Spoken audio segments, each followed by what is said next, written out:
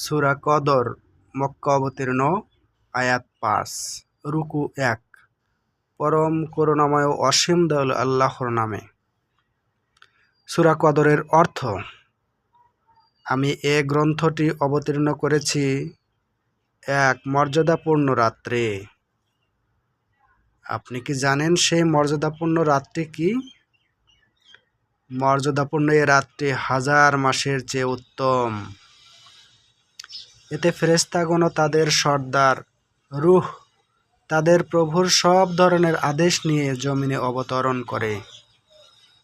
সে আদেশ বার্তাটি হচ্ছে চিরন্তন প্রশান্তি, তা উষার আবির্ভাব পর্যন্ত অব্যাহত থাকে। সূরা নাছর মক্কা অবতীর্ণ, আয়াত ৩, রুকু ১। পরম করুণাময় ও অসীম দয়ালু আল্লাহর নামে। সূরা নাছর এর অর্থ: যখন আল্লাহ পাকের পক্ষ থেকে সাহায্য ও বিজয় আসবে, তখন মানুষদের আপনি দেখবেন তারা দলে দলে আল্লাহর দ্বীনে প্রবেশ করছে। অতঃপর আপনি আপনার প্রভুর প্রশংসা করুন এবং তাঁর কাছে পাপ খাতার জন্য ক্ষমা প্রার্থনা করুন। নিশ্চয়ই তিনি তওবা কবুলকারী, পরম ক্ষমাশীল।